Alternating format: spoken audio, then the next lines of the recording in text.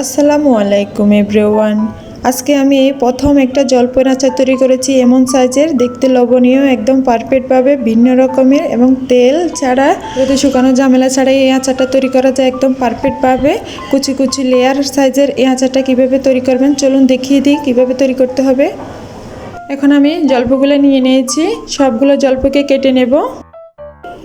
কুচি কুচি করে কেটে নিয়েছি। কীভাবে কাটবেন আপনাদেরকে একটা দেখিয়ে দিচ্ছি আমি। এভাবে একটা ছুরির সাহায্যে, বা আপনারা চাইলে যেটাতে সুবিধা হয় দা দিয়েও কিন্তু এটা কুচি কুচি করে নিতে পারেন, যার যেটাতে ভালো লাগে সুবিধা মতো কেটে নিতে হবে। তো আমি সবগুলা এভাবে কেটে নিয়েছি। দেখুন কেমন সাইজটা দেখা যাচ্ছে, ভিতরের লেয়ারগুলো কিভাবে দেখা যাচ্ছে, একদম সুন্দরভাবে দেখা যাচ্ছে। এরকম করে সবগুলো জলপাইকে কেটে নিতে হবে। আমার কাটা হয়ে গেছে। আমি এখানে দিয়ে দেব 1 কাপ পরিমাণ চিনি। চিনিটাকে একটু সবগুলো জলপাইয়ের সাথে মিশিয়ে দেব।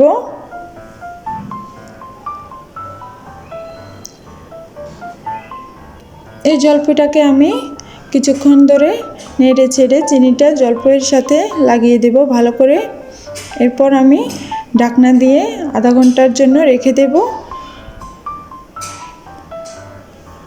তাহলে যে চিনিটা জলপাইয়ের মধ্যে ঢুকে যাবে এবং পানিটা বেরিয়ে আসবে।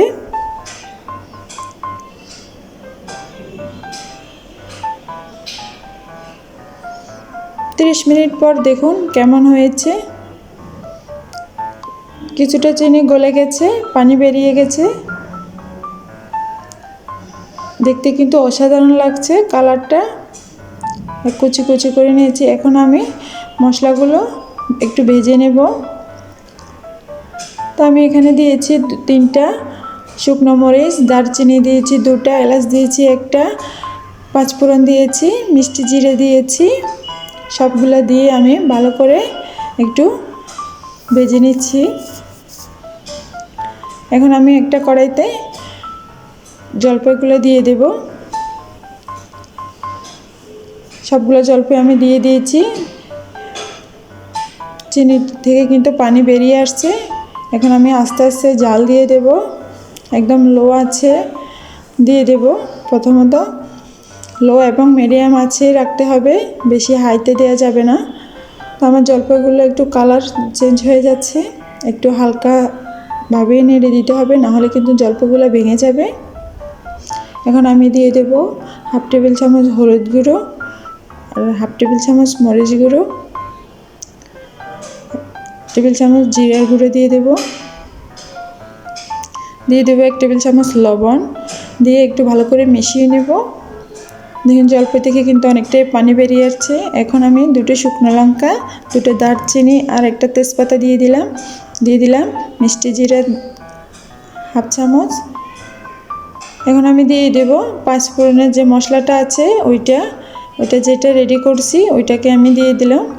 আধ ভাঙা করে দিয়েছি এখানে আমি। আপনারা চাইলে এরকম করে দিতে পারেন, না হলে একদম পেস্ট করে দিতে পারেন। আমি সবগুলো মশলা দিয়ে দিয়েছি। এখন একটু হালকা আছে নেড়ে চেড়ে দেবো আলতোভাবে, না হলে কিন্তু ভেঙে যাওয়ার সম্ভাবনা আছে, কারণ জলপাইগুলো খুব নরম সফট হয়েছে। কুচি কুচি করে নিয়েছি, একদম সফট হয়েছে। এখন জলপাইয়ের কিন্তু পানিটা একবারে শুকিয়ে আসছে, শিরাটা একদম লেগে আসছে।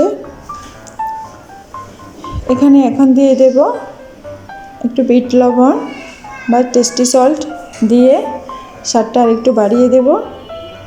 আপনারা চাইলে এটা দিতে পারেন, এটা কিন্তু অবশিষ্ট দিলেই দিতে পারেন।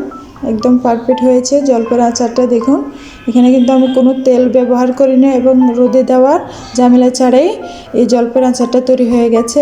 পরে আমি আরেকটু 5 ফোড়ন ছিটিয়ে দিয়েছি। এবার আমি সবগুলো নিয়ে নিয়েছি।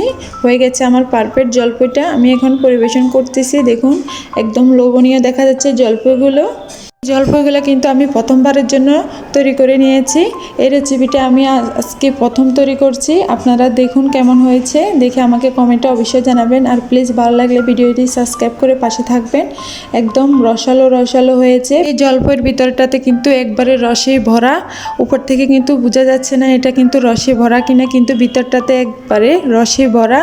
আমি একদম শুকনোভাবে এই জলপাইটা তৈরি করেছি, কুচি কুচি করে। ভিতরটা একদম পারফেক্টভাবে হয়েছে। আপনাদেরকে একটা দেখিয়ে দিচ্ছি কেমন হয়েছে। একদম রসালো রসালো হয়েছে, দেখুন কেমন হয়েছে। একদম পারফেক্ট একটা জলপাইয়ের আচার। আপনারা চাইলেই ট্রাই করতে পারেন এরকম একটা আচার। একদম অসাধারণ লোভনীয় দেখা যাচ্ছে এই জলপাইয়ের আচারটা। আপনারা যদি বাসায় একবার ট্রাই করেন তাহলে বুঝতে পারবেন এরকম একটা জলপাইয়ের আচার এত স্বাদের, এত মজার একটা রেসিপি। আপনারা চাইলে তৈরি করতে পারেন। আল্লাহ হাফেজ।